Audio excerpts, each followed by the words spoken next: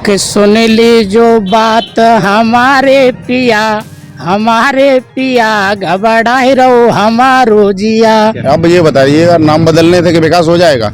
आपके द्वार पे अगर गाय 10 लीटर दूध दे रही है और मेरे द्वार पे बांधो तो 20 लीटर देने लगेगी क्या? विकास अगर हुआ होता तो इस पर बदलाव की जो हवा चल गई है वो हवा नहीं चलती। जितने युवा हैं सभी तो नेता साहब नहीं बन सकते। कहते कि समाजवादी नहीं तमंचावादी हैं, तो आप जनता ही से तो कह रहे हैं तमंचावादी।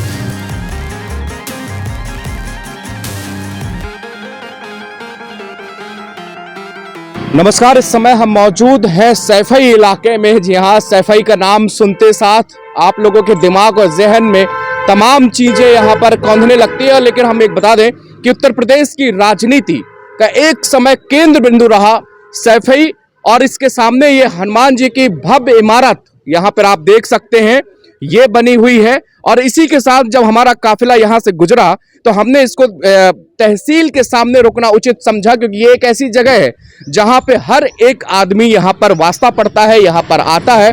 तो तमाम लोग यहाँ पर एडवोकेट्स भी हैं, यहाँ पर लोग जानकार भी हैं, सारे लोग यहाँ पर मौजूद है। हम सिलसिलेवार तरीके से सैफई में ग्राउंड जीरो में क्या रिपोर्ट है इसको हम, चूंकि देखिए नव भारत टाइम्स इस समय लगभग भारत के माफ कीजिएगा उत्तर प्रदेश में 2 से 2,500 किलोमीटर की यात्रा हम लोग अब तक कर चुके हैं।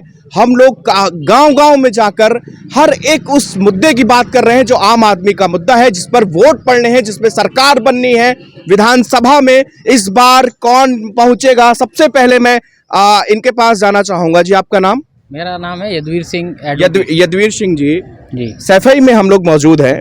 देख रहे हैं कि यहाँ तो हमने पहले सुन रखा था सैफई के बारे में, लेकिन आज अपनी आंखों से देखा है। क्या लगता है इस बार का जो चुनाव है वो किन मुद्दों पर लड़ा जा रहा है? इस बार का चुनाव रोजगार और विकास के मुद्दों पे लड़ा जा रहा है। आज आमजन, किसान, यहाँ तक कि हम अधिवक्ता लोग सभी परेशान हैं।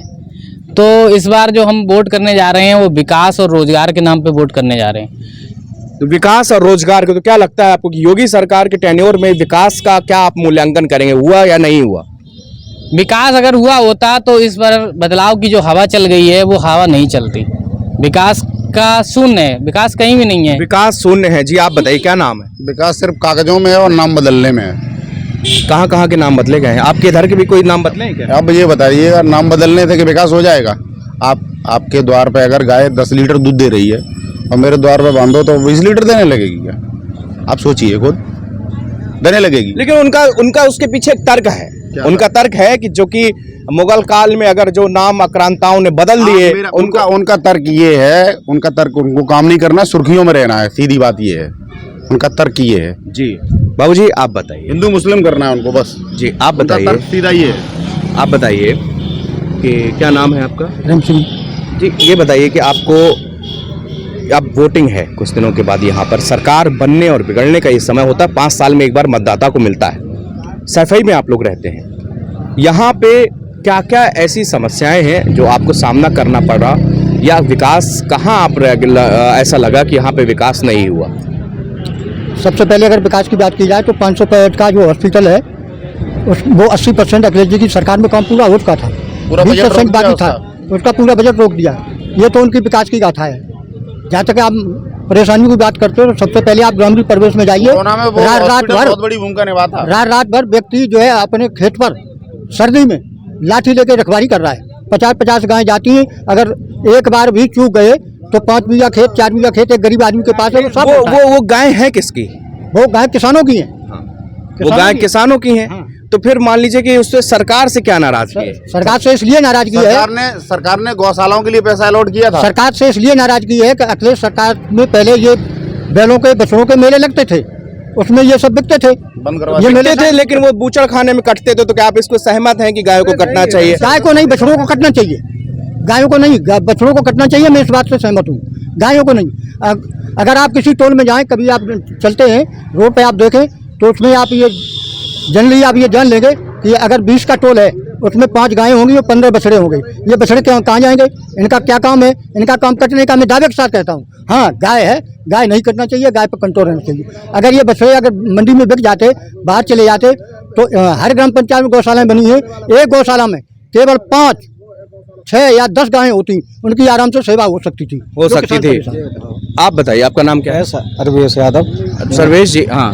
अरवेश यादव करेल से बिलोंग करते। ये कह रहे साहब, ये बताओ, हम युवाओं को ना लड़ाई चाहिए ना कुछ चाहिए, हम युवाओं को क्या चाहिए? अपना रोजगार और पेट पालना, यही तो चाहिए ना। हम लोगों को नेता बनना है, जितने युवा हैं सभी तो नेता साहब नहीं बन सकते। कहते कि समाजवादी नहीं तमंचावादी हैं, तो आप जनता ही से तो कह रहे तमंचावादी।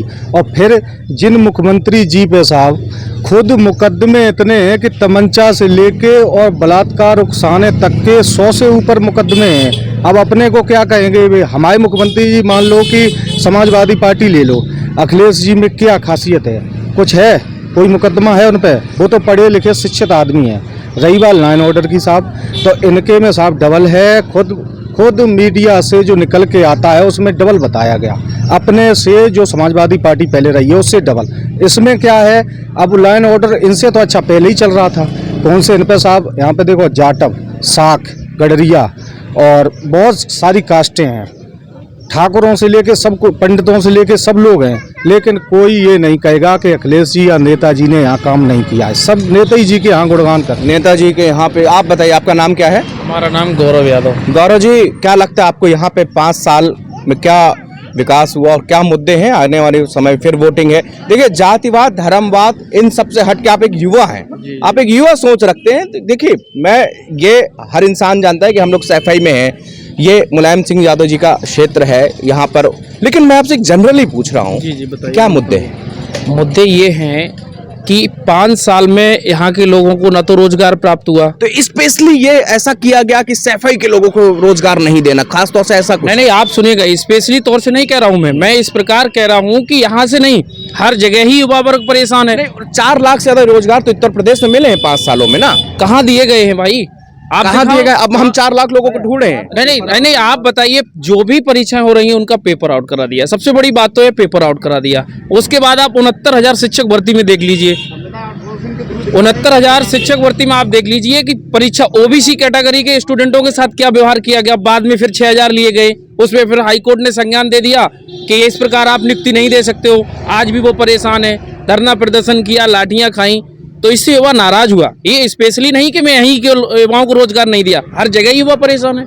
परेशान होने का कारण युवाओं का ये कि टाइम से परीक्षा लेकिन हर जगह के युवा ये नहीं कह रहे ना कि हम सरकार बदल देंगे, वो सरकार के साथ में भी है। कौन कह रहा है? बहुत सारे कह रहे हैं। अरे हम तो 2,500 किलोमीटर की यात्रा में सैकड़ों हजारों लोगों से मिले। मैं कम से कम बलिया से गाजीपुर गोरखपुर तक घुमा हूँ, वहां तक के इसलिए घूमे आप? मैं इसलिए घुमा हूँ, मैंने देखा है कि कहाँ क्या हुआ है। सिर्फ देखने के लिए घूम रहे हैं? नहीं, यहाँ आके मीडिया ने शो किया है कि बहुत रोजगार दिया, 4 लाख रोजगार दिया, हमें तो नहीं दिखाई दिया। मैं जिससे मिला वो रोता हुआ मिला, हमारे मिले वो रोते हुए मिले। आप जी, राधे राधे का गमछा डाले हुए हैं आप जी। क्या नाम है आपका? राजवीर सिंह यादव। राजवीर सिंह, क्या मुद्दे हैं आपके? मुद्दे का है, ये विकास के मुद्दे हैं। इन्होंने कोई विकास तो किया नहीं, ये सरकार हमेशा गुमराह करती रही। हम जुमलेबाजों की सरकार, झूठी सरकार है।